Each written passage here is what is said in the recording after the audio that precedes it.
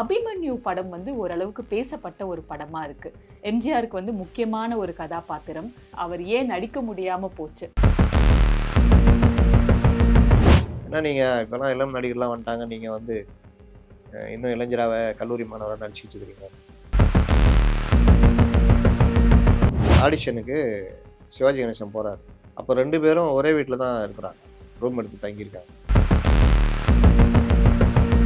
அவரோட பேர வந்து போட மாட்டேன் அப்படின்னு இருட்டடிப்பு பண்ணதால கருணாநிதி அவர்கள் கோச்சுக்கிட்டு ஜூபிட்டர் பிக்சருக்கு பாய் ஏன் சினிமாக்கே நான் வந்து முழுக்கு போடுறேன்.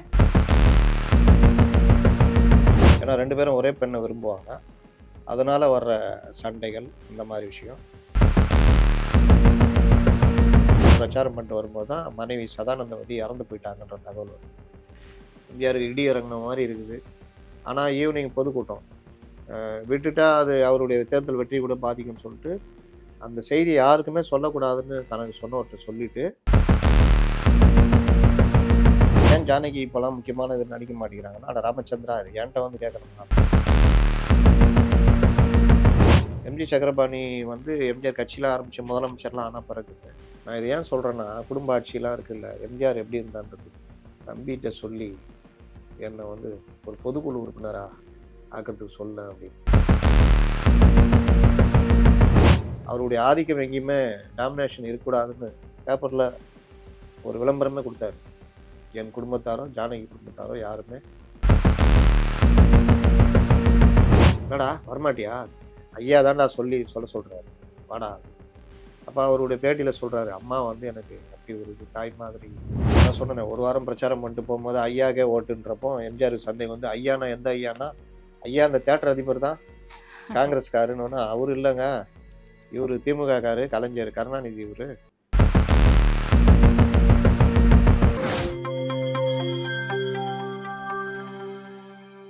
நியூஸ் பிக்ஸ் இந்தியா நேயர்களுக்கு வணக்கம். என்றென்றும் எம்ஜிஆர் பகுதிக்கு உங்களை அன்புடன் வரவேற்கிறோம். முத்தலீப் சார் வணக்கம். வணக்கம். சார் இன்னைக்கு நம்ம எம்ஜிஆருடைய அ, ஆரம்ப கால படங்கள் பத்தி பேசலாம் சார். நம்ம அது அதுக்கு முன்னாடி பேசிட்டே ஜோசியம். இருக்கோம் அப்படின்னு சொல்றோம். எந்த நடிகைக்கு அவர் ஜோதிடம் பார்த்தாரு ஒரே அப்படின்றது ஒருத்தர் போட்டிருக்காரு. பாத்தீங்களா? ஜெயலலிதான்னு போட்டிருக்காரு. ஸோ ஜெயலலிதாக்கு தான் அதாவது அவர் சொன்னாரா? இந்த படம் ராமன் தேடிய சீதை நடிக்கும் பொழுது கைய ம். பார்த்துட்டு சொன்னாராம். அம்முன்னு தானே கூப்பிடுவாரு எம்ஜிஆர். ம். "அம்மு நீ அரசியலுக்கு வருவ நீ" அப்படின்னாராம். நீங்க வேற கம்முனு இருங்க சார். நான் எங்க அரசியலுக்கும் எனக்கும் எவ்வளோ தூரம் நான் போய் அரசியலா அப்படின்னாராம். ஆனா காலம் பார்த்தீங்களா? அது எம்ஜிஆர் ஜோசியமா சொன்னாரா? அவரோட எனக்கெல்லாம் ஜோதிடத்து விருப்பத்த மேல நம்பிக்கை இல்ல. சொன்னாரான்னு தெரியல. அவரோட விருப்பத்த சொன்னாரா? விருப்பத்த சொன்னா கூட அவங்களுக்குள்ள அப்புறம் சண்டைலாம் ஆயிடுச்சு. ரொம்பலாம் இது கிடையாது. அது அதுக்கு அப்புறமா தானே சார். ஆரம்ப கட்டத்துல ஜெயலலிதாவ கொண்டு வந்ததே இவர் தானே. ஜெயலலிதா கொண்டு வந்தது இவர்தான். ஜெயலலிதா அதிகமான 28 படங்கள் வரைக்கும் நடிச்சாங்க. ஒரு பெரிய இது.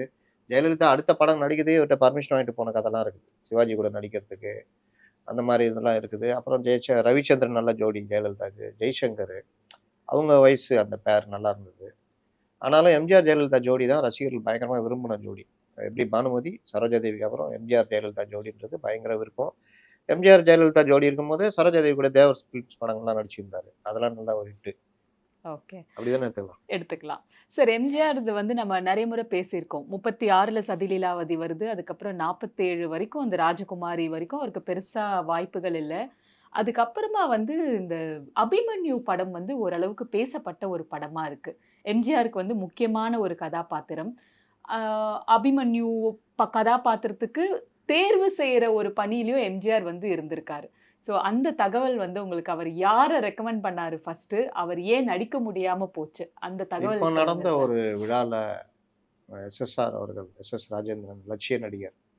அவர் இறந்து போனதுக்கு முன்னாடி ஒரு எம்ஜிஆர் பற்றிய ஒரு நிகழ்ச்சியில அவர் பேசும்போது சொன்னார். எம்ஜிஆர் வந்து எனக்கு அவ்வளோ ஹெல்ப் பண்ணாரு.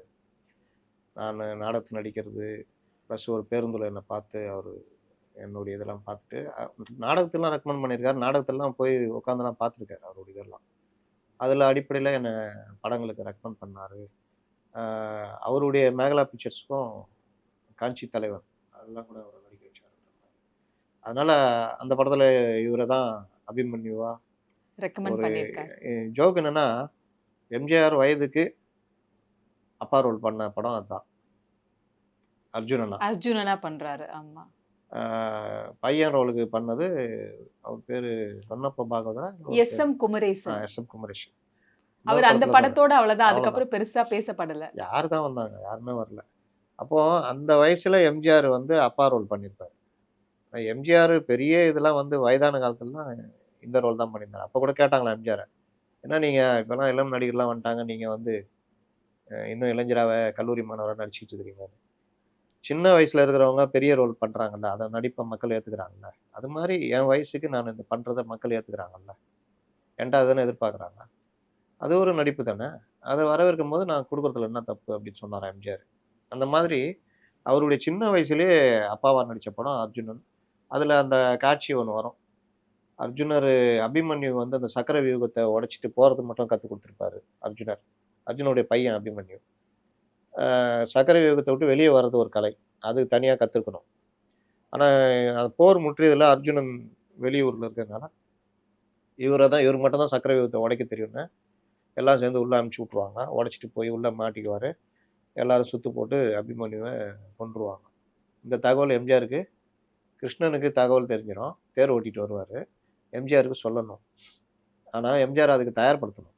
என்ன பண்றது? அப்போ கிருஷ்ணரு இந்திரன கூப்பிட்டு ஒரு வயோதிகர் மாரி புத்திர சோகத்துல இந்த தீ மூட்டி தீல உள்ள போற மாரி பார்த்துட்டு, எம்ஜிஆர் போய் காப்பாத்துவாரு. வர்ற வழியில. காப்பாத்திட்டு கேட்பாரு, "ஏன் நான் புத்திர சோகம். வாழ்க்கையில எல்லாத்தையும் நம்ம ஏத்துக்கணும். ஆ நீங்க வாழணும். அது ரொம்ப முக்கியம்." அப்படின்லாம் அறிவுரைலாம் சொல்லுவாரு. அப்போ கிருஷ்ணன் நைஸா கேட்பாரு. "உனக்கு இந்த மாரி வந்தா என்ன பண்ணுவ? போர் நம்ம ஒரு போர் காலத்துலலாம் இருக்கிறோம். அதுல அபிமன்யு கூட அதான் நடக்கலாமான்னா, நான் ஏத்துக்குவேன். அதுல எனக்கு என்ன இருக்குது? போர்ல தானே வீரம் மரணம். அப்படி தந்தையா நான் ஏத்துக்குவேன்." இதுக்கு இந்த ஒர்க் பண்ணிட்டு வருவாங்க. அந்த காட்சி அந்த படத்துல இருக்கும். அதற்கு பிறகு அந்த மாரி சின்ன சின்ன வேஷங்கள் கிருஷ்ணரா, அ இன்னொரு படம் மோகினி. சரி அதுக்கு முன்னாடி அபிமன்யுல இந்த கோவை ராமநாதபுரம் கிட்ட ஒரு பஸ்ல தான் எஸ்எஸ்ஆர பார்க்குறாராம் சார். பார்த்ததும் எம்ஜிஆருக்கு அவர ரொம்ப புடிச்சிருச்சாம். நல்ல நிறம், அழகா தமிழ் பேசுறாரு. அப்பவே வந்து எஸ்எஸ்ஆர் வந்து திராவிட கொள்கைகள்ல வந்து ரொம்ப ஊறி போனவரு. அவரோட பேச்சு அந்த டயலாக் டெலிவரிய பார்த்து ரொம்ப வியந்து போன எம்ஜிஆர் தான் அவர வந்து ரெக்கமெண்ட் பண்றாராம். இல்ல அபிமன்யு எஸ்எஸ்ஆர் பதிவு பண்ணது வந்து ஆ, பேருந்துல பார்த்த மாரிலாம் சொல்லல. ம். நாடகத்துல நடிச்சுக்கிட்டு இருந்தேன். அப்பவே நாடகத்த பார்க்க தெரியுமா? வந்தாரு. ஆனா பேருந்துல பார்த்துட்டு தான் அபிமன்யு படத்துக்காக வா அப்படிங்கிறத கூப்பிடுறாராம். ஆனா வந்ததுக்கு அப்புறமா அவரால நடிக்க முடியாம போகுது. ஏன்னா ஆமா. கான்ட்ராக்ட்ல 6 கான்ட்ராக்ட். மந்த்ஸ் சைன் பண்ணதால நாடகத்துலலாம் அப்போ ஆ கான்ட்ராக்ட் போட்டா ஊர் ஊரா போவாங்க. நீங்க வேற எந்த படத்துல நடிக்க முடியாது. அதுல அவரு மாட்டிக்குவாரு. அதனால நடிக்க முடியாது. இன்னொன்னு அவர் லட்சிய நடிகர். புராண பாத்திரங்கள் நடிக்க மாட்டேன்னு ஒரு கொள்கைய வச்சிருந்தாரு. அப்ப அதனாலயே அவருக்கு ஒரு 16, 17 வயசு தானே சார் இருக்கும்? கூடுதலா இருக்கும். இளம் வயது வாலிபர். வயசு ம். நமக்கு தெரியல. வாலிபர். அதனால எம்ஜிஆருக்கு அவர் மேல ரொம்ப பாசம் உண்டு. இன்னொன்னு சொல்றேன். பராசக்தி படம் வந்தபொழுது ஆடிஷனுக்கு சிவாஜி கணேசன் போறாரு. அப்ப 2 பேரும் ஒரே வீட்ல தான் இருக்கிறாங்க. ரூம் எடுத்து தங்கியிருக்காங்க. எஸ்.எஸ்.ஆரும், சிவாஜி சிவாஜி கணேசனும். கணேசனுமா? ஆ.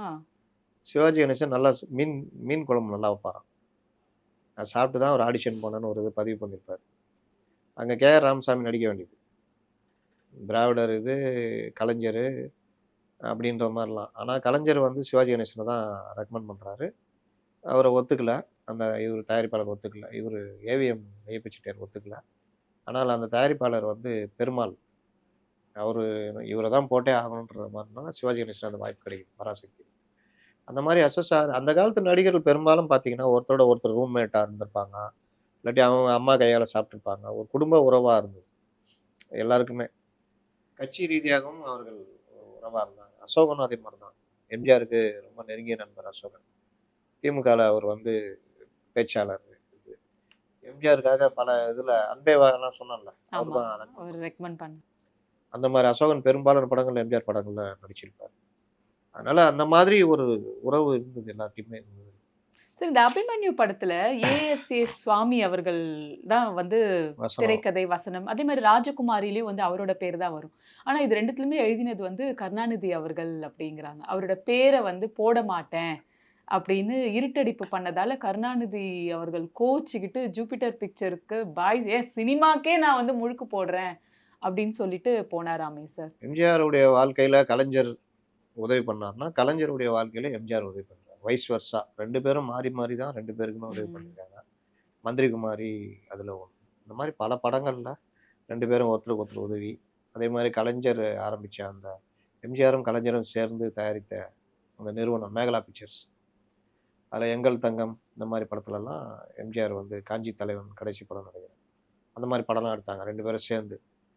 அந்த மாதிரிலாம் உதவி 2 பேரும் ஒருத்தருக்கு ஒருத்தர் பரஸ்பர உதவி. முதல்வர் ஆவதற்கே உதவி பண்ணாரு. அதனால 2 பேரும் யார் உதவி பண்ணாங்க, யார் யாருக்கு உதவி பண்ணாங்கன்றதெல்லாம் அதுக்கு வரலாறு பெரிய ஒரு இது. அதனால அவரு கோச்சிட்டு போயிருந்தா இவரு கூப்பிட்டு பண்ணியிருக்கலாம். இவரு தந்தி குடுத்து, இவர் அப்புறம் வேற புரொடியூசர்ஸ் கிட்டலாம் இன்ட்ரோடியூஸ் பண்ணி, அவரோட வசனம் அவ்ளோ நல்லா எழுதுவாரு அப்படின்னு எல்லார்கிட்டயுமே பொதுவா எல்லாரையுமே வந்து ஒரு ரெக்கமெண்ட் பண்ணி உயர்த்தி விடுற பண்பு வந்து எம்ஜிஆர் கிட்ட எம்ஜிஆர்ட்ட இருந்தது இல்ல சார்? எம்ஜிஆர்ட்ட இருந்தது. இளங்கோவன் தான் அப்போ வசனம்னா இளங்கோவன் தான். அந்த இது பாகவதர் காலத்துல இருந்து இளங்கோவன் தான். அதே அளவுக்கு கூர்த்தீட்டும் வசனங்கள கொண்டு வந்தது கலைஞர். அதனால கலைஞருக்கு வந்து ஒரு தனி வேல்யூ இருந்தது. எம்ஜிஆருடைய ரெக்கமெண்டேஷனும் கூடுதலா வரும்பொழுது இது. அந்த காலகட்டத்தில பார்த்தீங்கன்னா, ரொம்ப பேரு புதுசா வந்தவங்க இருப்பாங்க.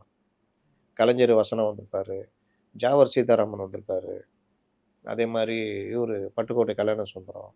இவங்கலாம் அந்த மாரி அவங்களுடைய வரிகள் பெரிய அளவுல இதாகுது. அதுக்கு பிறகு தான் கண்ணதாசன் போன்றவர்லாம் வர்றாங்க. கண்ணதாசனுடைய கதை வசனமும் வேற மாரி இருக்கும். அதனால தான் நாடோடி மன்னன்ல கண்ணதாசன கதை கண்ணதாசன் வசனம் எழுத எழுத வச்சாரு. சொல்றாங்க. ம். எம்ஜிஆருக்கு எக்ஸ்பர்ட்டுங்கள யூஸ் பண்ண தெரியும். அதே நேரத்தில புதுமைகளையும் விரும்புவாரு. புதுமையும் கொண்டு வரணும்னு. அதனால தான் டி.எம். சௌந்தரராஜன் தான் எம்ஜிஆருக்குன்னு எல்லாருமே மனசுல பதியும். எனக்கு கூட அந்த நேரத்தில வந்த பாடல்கள் பிடிக்காது. ஒன்றே குலம் என்று பாடுவோம், பிள்ளை தமிழ் பாடுகிறேன். இந்த மாரி பாடல்கள் இது எல்லாமே யேசுதாஸு, டி எஸ்பிபி. இந்த பாடல்கள்லாம் எனக்கு எம்ஜிஆருக்கு அவங்க பாடுனது பிடிக்காது. ஆனாலும் எம்ஜிஆர் அத பயன்படுத்தியிருக்காரு. அன்னைக்கே அவர் அத யோசிச்சிருக்காரு. இன்னைக்கு கேட்கும்போது அது அவ்வளோ நல்லா இருக்கு. இந்த பிள்ளை தமிழ் பாடியும் சரி, நீலநயன் பல பாடல்களு அந்த இசை, இந்த குரல் வந்து அவ்வளோ நல்லா இருக்குது. எம்ஜிஆருக்கும் அழகா பொருந்திருக்குது. அப்போ எம்ஜிஆரு அ எக்ஸ்பர்ட்டுங்களையும் பயன்படுத்தியிருக்காரு. புதுமைகளையும் வரவேற்றிருக்காரு அப்படின்றது தான் நம்ம பார்க்கணும். முக்கியமான விஷயம்.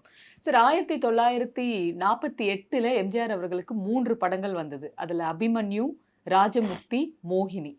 ராஜமுக்தி, மோகினி இதுல வந்து ஒரு சிறப்பு அம்சம் என்னன்னாக்கா, எம்ஜிஆர் அவர்களோட வாழ்க்கை துணைவியோட நடித்த படம். ஸோ அத பத்தி நம்ம இப்ப பேசலாம் சார். ஸோ அந்த ஷேக்ஸ்பியர் உடைய அந்த இதையும் 1001 அரேபிய இரவுகள். அதுலேருந்துலாம் காட்சிலாம் வச்சு மிங்கிள் பண்ணி எடுக்கப்பட்ட படம்ன்றாங்க. டிஎஸ் பாலையா தான் ஹீரோ. எம்ஜிஆர் வந்து அவர் ஃப்ரெண்டு. 2 ஃப்ரெண்டுங்களுக்குள்ள நடக்கிற கதை தான் இந்த படத்துடைய இது. எம்ஜிஆர் வந்து கிட்டத்தட்ட வில்லன் கலந்த ரோலு. ஏன்னா 2 பேரும் ஒரே பெண்ண விரும்புவாங்க. அதனால வர்ற சண்டைகள், அந்த மாரி விஷயம். இதில இவங்க ஜானகிக்கு ஆண் வேடம்லாம் கூட இருக்கும். 2 பேருக்கும் உள்ள வசனங்கள், இந்த மாரி விஷயங்கள். இந்த படத்தில வந்து தான் எம்ஜிஆர் வந்து எம்ஜி ராம்சந்தர் அப்படின்னு யூஸ் பண்ண ஆரம்பிச்சாராம். ஏன்னா அன்னைக்கு அந்த காலத்தில டி.ஆர். ராமச்சந்திரன். அவர் ராமச்சந்திரன்னா டி.ஆர். ராமச்சந்திரன் தான். அன்பே வாழ சரோஜா தேவிக்கு அப்பாவா வருவாரு. ம். அவரு தான். சபாபதின்னு ஒரு படம் ஃபேமஸான படம். ஆமா, ஆமா. அந்த அந்த ராமச்சந்திரன் தான். அதனால எம்ஜிஆர் தன்னை எம்ஜி ராம்சந்தர் அப்படின்னு இது பண்ணாரு. முதல் நடிகர் சங்கம் ஆரம்பிச்சப்போ கூட அவரு சைன் பண்ணதுல எம்ஜி ராம்சந்தர் தான் இருக்கும். அப்ப அந்த ஒரு இது. இதுல ஜானகி கூட இது ஃபர்ஸ்ட் டைம் இணைஞ்சு நடிக்கிறாங்க. 2 பேருமே அவங்களுடைய வசனங்கள் எம்ஜிஆருக்கு வசன தடுமாற்றம்லாம் வந்ததாம். இவங்க ஆ. நல்லா லெவல்ல பேசுவாங்கன்றதுனால பண்ணி குடுத்தாங்க அப்படின்ற மாரிலாம் சொல்லுவாங்க. அதனால இதுல தான் இவர்கள் 2 பேருக்கும் பழக்கமானது, காதல் அரும்பியது வந்து அரும்பியது.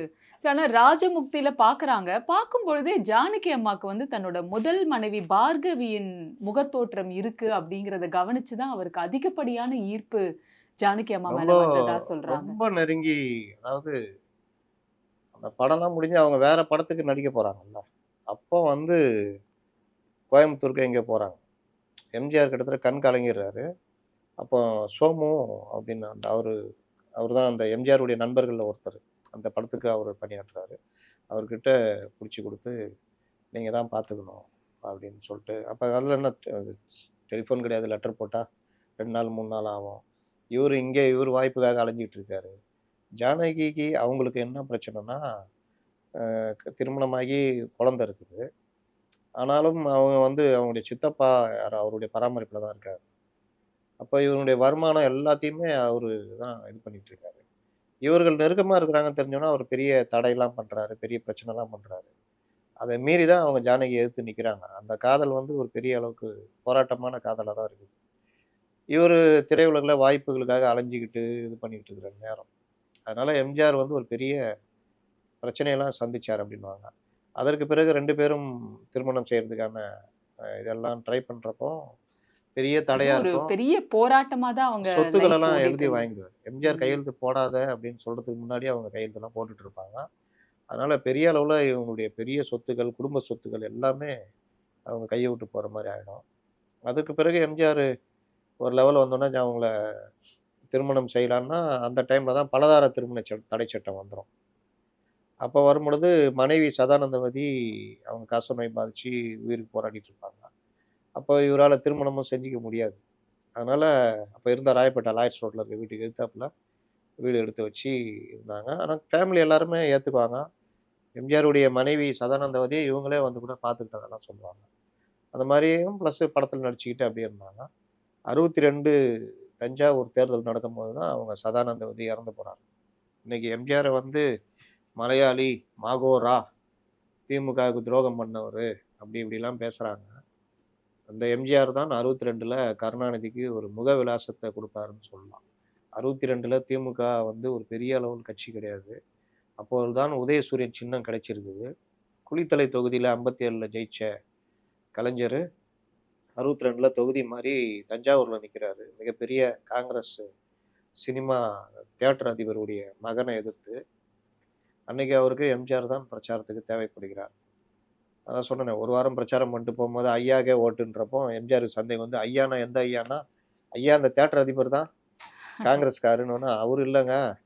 இவரு திமுககாரு, கலைஞர் கருணாநிதி இவரு. இவருக்கு தான் நீங்க போடணும். உதயசூரியனுக்கு போடுங்கன்னு மேலும் 1 வாரம் தங்கி பிரச்சாரம் பண்றாரு. அப்படி பிரச்சாரம் பண்ற ஒரு நாளு ஈவினிங் பொதுக்கூட்டம். காலையில அப்படி கிராமங்கள்லாம் சுற்றிட்டு பிரச்சாரம் பண்ணிட்டு வரும்போது தான் மனைவி சதானந்தவதி இறந்து போயிட்டாங்கன்ற தகவல் வருது. எம்ஜிஆருக்கு இடி இறங்குன மாரி இருக்குது. ஆனா ஈவினிங் பொதுக்கூட்டம்.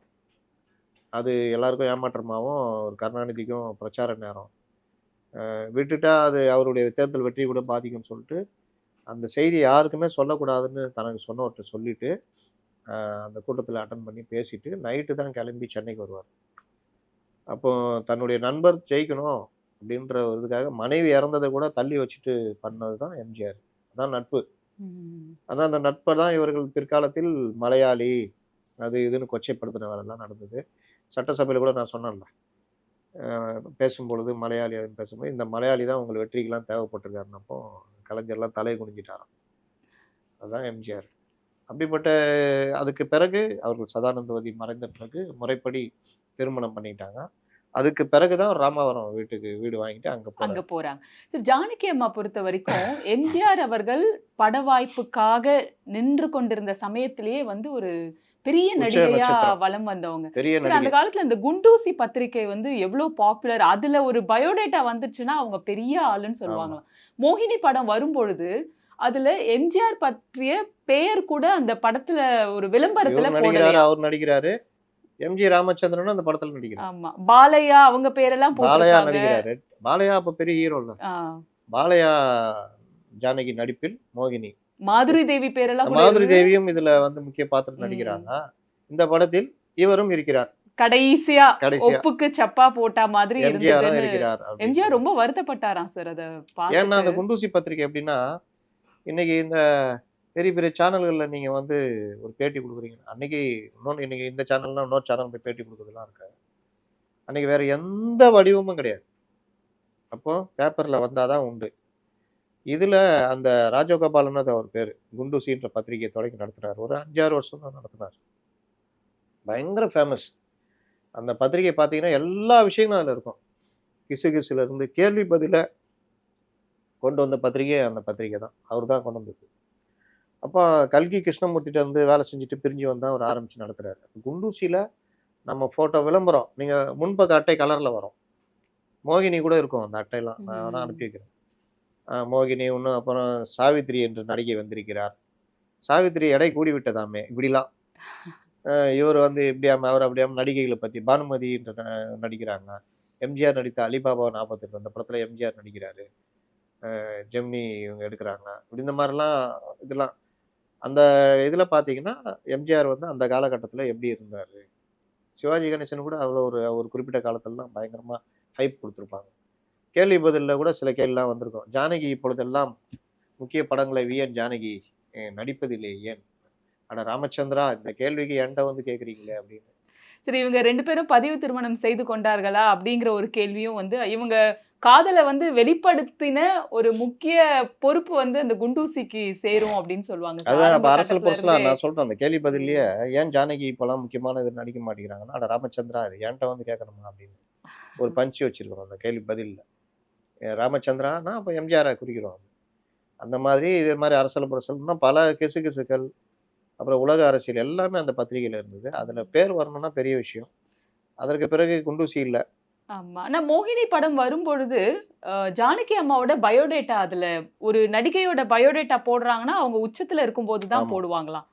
ஸோ ஜானகி அம்மாவோட பேக்கிரவுண்ட் வந்து ஒரு நல்ல பேக்கிரவுண்டா தான் இருந்திருக்கு ஆமா சார். ஒரு அப்பா பெரிய ஒரு பணக்கார தமிழ் குடும்பம். ஆசிரியர். ஆமா. பாபநாசம் சிவன் சித்தப்பா, சித்தப்பா. ஜானகி ஆ. அம்மாக்கு. அப்போ அது ஒரு பெரிய தமிழ் அதனால தான் சொல்றேன். அந்த படத்துல எம்ஜிஆருக்கு வந்த அந்த தடுமாற்றங்கள சரி செஞ்சதுன்னா, வாழ்க்கையில 2 பேரு. ஒண்ணு வி.என். ஜானகி. அப்பலாம் அந்த பிரபலமா அது பேசப்பட்டது. இன்னொன்னு கலைஞர்.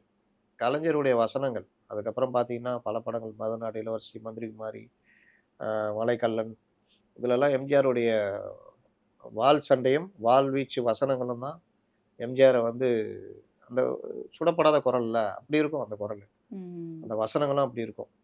அதனால அது பெரிய அளவுல எம்ஜிஆருக்கு அடுத்த கட்டத்த நோக்கி நகர்றதுக்கு உதவுச்சு. ஜானகி அம்மா வந்து அந்த சமயத்துல எம்ஜிஆருக்கு ரொம்பவுமே உறுதுணையா இருந்தாங்க.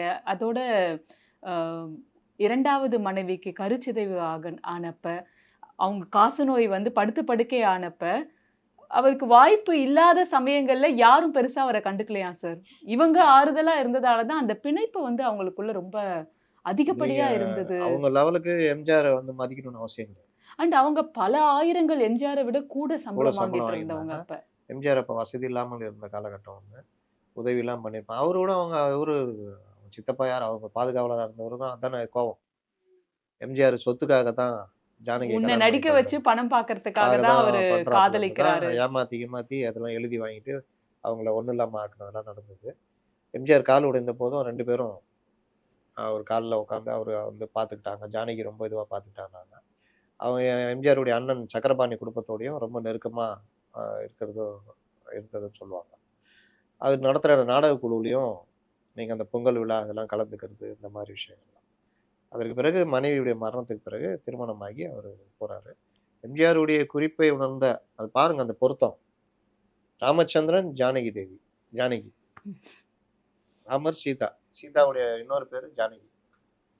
அப்போ ராமரு, ஜானகின்ற மாரி அந்த இது கரெக்ட்டா லாஸ்ட்ல அதான் கரெக்ட்ன்ற மாரி பொருந்துச்சு. எம்ஜிஆருடைய எண்ணங்களுக்கு எப்படி எம்ஜி சக்கரபாணி தலையிடலையோ, ஒரு கட்டத்துக்கு மேல அவரு எம்ஜி சக்கரபாணி வந்து எம்ஜிஆர் கட்சிலாம் ஆரம்பிச்சு முதலமைச்சர்லாம் ஆன பிறகு, ஒரு தலைவர கூப்பிட்டு கூப்பிடுறாராம். "தம்பிட்ட நான் இத ஏன் சொல்றேன்னா, குடும்ப ஆட்சிலாம் இருக்குல்ல, எம்ஜிஆர் எப்படி இருந்தான்றதுக்கு. தம்பிட்ட சொல்லி என்ன வந்து ஒரு பொதுக்குழு உறுப்பினரா ஆக்கறதுக்கு சொல்லேன்" அப்படின்னு. இவரு "நான் நேரம் பார்த்து சொல்றேங்க" அப்படின்னு சொல்லிட்டு ஒரு நாள் சொல்றாராம். இந்த மாரி அண்ணன் பேசினாப்புல. எம்ஜிஆர் அப்படியே பார்த்தாராம். என்ன சொன்னாரு? இந்த மாரி ஒரு பொதுக்குழு உறுப்பினர். பொதுக்குழு உறுப்பினர்ன்றது கீழ கடைக்கோடி. வட்டச் செயலாளர் கூட கிடையாது. ம். சொன்னானோனே எம்ஜிஆர் உடைய சிவந்த முகம் மேலும் சிவப்பாயிடுச்சு. இந்த விஷயத்துலலாம் எதுவும் இது பண்ணாதீங்க. அவர்கிட்ட எதுவும் நான் கேட்டதா, சொன்னதா சொல்லிக்காதீங்க. விட்டுருங்க இதோட. நான் யாரையும் கொண்டு வர விரும்பல அப்டின்ட்டு. தன் குடும்பம் இதுக்குள்ள வரக்கூடாதுன்றதுல எம்ஜிஆர் ரொம்ப உறுதியா இருந்தாரு அப்டின்றது. தன் குடும்பம் மட்டுமே இருக்கணும்னு சிலர் உறுதியா இருந்தாங்க. ஏன்னா, அத எதிர்த்து தான் இவரு சண்டை போட்டுட்டு இருக்காரு. அது மாரி எந்த விவகாரத்திலயும் தன்னுடைய குடும்பத்த உள்ள கொண்டு வரக்கூடாது அரசியல்ல. அவருடைய ஆதிக்கம் எங்கேயுமே டாமினேஷன் இருக்கக்கூடாதுன்னு பேப்பர்ல ஒரு விளம்பரமே குடுத்தாரு. என் குடும்பத்தாரோ, ஜானகி குடும்பத்தாரோ யாருமே எந்தவித இதுவும் தலையீடும் இருக்கக்கூடாது. இருந்தால் உடனடியாக யாரும் அத வந்து கேர் பண்ணக்கூடாதுன்ற மாரி குடுத்தாரு. அது பெருசா பரபரப்பா அப்ப பேசப்பட்டது. அந்த மாரி உறுதியா இருந்தவரு.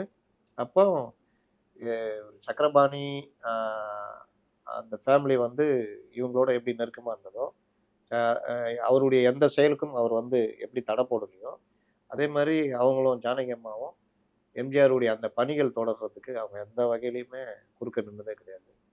இன்னும் கேட்டா எம்ஜிஆர் என்ன நெனைக்கிறாரோ, அத 2 பேரும் ஒரே இதுவா தான் நெனைப்பாங்க அப்டின்னுவாங்க. பல நடிகர்கள் எம்ஜிஆர் வீட்டுக்கு வராங்கன்னா, பழகுறது பார்த்தீங்கன்னா, அப்புறம் அவங்கள்ட்ட பழகிடுவாங்க.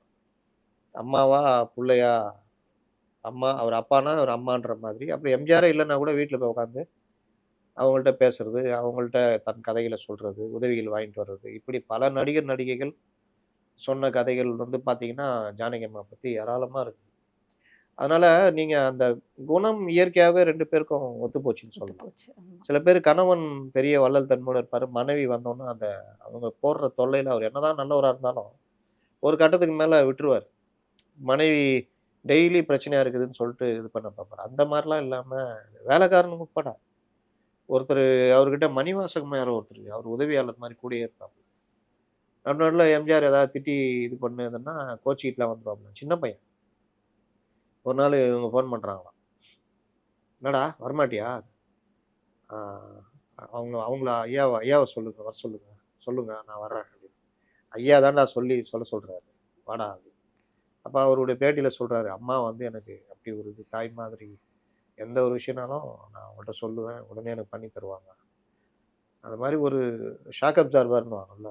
அந்த மாதிரி அந்த மாரி எம்ஜிஆருக்கு அவங்க இருந்திருக்காங்க. பல சந்தர்ப்பங்கள்ல இருந்திருக்காங்கன்றது தான். சார் அவங்க வந்து ஒரு மல்டி டேலண்டட் பர்சனாலிட்டி சார். அவங்களுக்கு தெரிஞ்ச லாங்குவேஜஸ் தமிழ், தெலுங்கு, ஆமா. மலையாளம், கன்னடம், மராட்டி, ஆங்கிலம் அண்ட் அவங்க Kuchipudi, Mohiniyattam, Bharatanatyam fantastic dancer. Dancer. அந்த ஆனா அந்த படத்திலேயே காலத்துல மோகினி படத்திலேயே டான்ஸ்லாம் ஆ இருக்கும்ல. அது மேக்கப் அவங்களே பரதநாட்டியம் போட்டுப்பாங்களாம் சார். பரதநாட்டிய இளவரசிலாம் அவங்க டான்ஸ்லாம் இருக்கும். ஓகே. சண்டை, கத்தி சண்டை இது ஒரு சீன். வசன உச்சரிப்பு. இந்த மாரி அருமையா மல்டி இருக்கும். பர்சனாலிட்டி. அண்ட் பெண் மேக்கப் கலைஞர்கள் இல்ல, பெண்களுக்கு ஏன் ஆண்கள் போடணும்? நம்மளே போட்டுக்கலாம் அப்படின்னு அவங்களே மேக்கப் ம். போடுறது. ஸோ அந்த விஷயம்லாம் அவங்க பண்ணியிருக்காங்க. எம்ஜிஆர் அவர்கள் வந்து மோகினி படத்த பத்தி குறிப்பிட்டிருக்காரு சார். என்னோட வாழ்க்கை துணைவியை நான் கண்டெடுக்க உதவின படம் வந்து அதுதான். மத்த 2 திருமணம் வந்து அம்மாவோட விருப்பப்படி ஆமா. நடந்தது. ஆனா எனக்கு காதல்னு வந்து வாழ்க்கை துணைவி அப்படின்னு நான் நெனச்சது வந்து இவங்கள தான். ம். அப்படிங்கிறத குறிப்பிட்டிருக்காரு. அதே மாதிரி எம்ஜிஆர் அவர்கள் இறந்ததுக்கு அப்புறமா அ தேர்தல் களத்துல ஜானகி அவர்கள் ஃபேஸ் பண்ணும்பொழுது, இந்த மோகினி படத்த ரிலீஸ் பண்ணாங்களாம் சார். ம். ம். ஏன்னா அவங்களோட இமேஜ வந்து பூஸ்ட் அப் பண்றதுக்காக பண்ணினாங்க இன்னொன்னு அப்படின்னு பாருங்க, சொல்லுவாங்க. அவங்க அவங்களும் உடல்நலம் பாதிக்கப்பட்டு பைபாஸ் சர்ஜரி பண்ணாங்க. எம்ஜிஆர் இருக்கிற வரைக்கும் அவங்களும் இருந்தாங்க. எம்ஜிஆர் மறைந்து ரொம்ப நாள்லாம் இல்ல. ம். இது வந்து ரொம்ப ஒரு ஆதர்ச தம்பதிகளுக்கு மட்டும் தான் நடக்கும். நீங்க 1 வருஷம் அப்படி கூட இருக்க மாட்டாங்க. ரொம்ப பேர் பார்த்துருக்கீங்களா? ஆமா. கணவன் இறந்தா மனைவி கொஞ்ச நாள் கூட இருக்க மாட்டாங்க. இல்லாட்டி மனைவி இறந்துட்டா கணவர் கொஞ்சம் இது கூட இருக்க மாட்டாரு. இது ஒரு அரிதுன்னு அரிதா சில இதுல நடக்கும். சில பேருக்கு. ரொம்ப ஆதர்ச தம்பதிகள். அது இவங்களுக்கும் அந்த மாரி நடந்தத நம்ம பார்க்கலாம். சில மோகினி படம் வந்து அந்த காலத்துல வசூல அள்ளின ஒரு படம் அப்படின்னு சொல்றாங்க. ராஜமுக்தியும் இதுவும் ஒண்ணா போட்டி போட்டு ஓடுன வந்திருந்தாலும் படங்கள். ஆமா. ராஜமுக்தி வந்து அவ்வளோ சரியா போகல அப்படிங்கிறதும் சொல்றாங்க சார். மோகினி அள்ளின அளவுக்கு வசூல் இல்ல. அதுல அந்த மாய குதிரைன்னு சொல்லி கிட்டத்தட்ட ரூ. 40,000 அப்பவே செலவு பண்ணாங்களாம் சார். அந்த குதிரைய வந்து டெக்னிக்கலா உருவாக்குறதுக்கு. ஸோ நீங்க சொன்ன மாதிரி அது வந்து 2 ஜென்டில்மென் ஆஃப் வெரோனா அப்புறம் 1001 இரவுகளின் அரேபிய இரவுகள். மந்திர குதிரை. அந்த 2 உலக கலந்து இலக்கியங்கள மிக்ஸ் கம்பைன் பண்ணி பண்ணி எடுத்தது. எழுதினது. ஏஎஸ்ஏ சாமி தான் இதுக்கு ஆமா. கதை எல்லாமே இல்ல சார். அது ஒரு அற்புதமான ஆனா இதெல்லாம் வாய்ப்பு கிடைச்சா நாமெல்லாம் எம்ஜிஆர் பார்க்கலாம். படங்கள்ல பார்க்கலாம். இருக்கு. YouTubeலலாம் ஆ இருக்கும். எம்ஜிஆர் படங்கள்ல டெக்னிக்கலா அது மாரி கலையரசி சொன்னோம்ல. அது ஏலியன் ஏலியன். சொல்லியிருந்தீங்க. அதுல பெஸ்ட் ஏலியன் யாருன்னா நம்பியாரு. ஆ. அந்த மாரி அதுலயும் பார்த்தீங்கன்னா, அந்த அந்த கிராவிட் கிராவிட்டி ஃபோர்ஸ் இருக்குல்ல, அது எம்ஜிஆர் அந்த மண்டலத்துக்கு போனப்போ, வேற கிரகத்துக்கு போனப்போ, அந்த சீன்லாம் பார்த்தீங்கன்னா, அவ்வளோ அழகா எடுத்திருப்பாங்க. ம். அரசியலங்குமரி, இந்த மாரி பல பல படங்கள்ல விஷயங்கள். டெக்னிக்கலா இது ம். உலகம் சுற்றும் வாலிபன். டெக்னிக்கலாக ஜெயிச்ச படங்கள்ல அதெல்லாம் சொல்லலாம். அதெல்லாம் ஒண்ணு. சார் மோகினி பத்தி பல விஷயங்கள் பேசினோம். நம்ம அடுத்த வாரம் ராஜமுக்தி பத்தி பேசலாம் சார். அதுல இருந்த முக்கியமான அரசியல் முக்கியத்துவம் அந்த படத்துக்கு ஏன் இருந்ததுங்கிறத பத்தியும் நம்ம அடுத்த வாரம் பேசலாம். நன்றி, ம். வணக்கம்.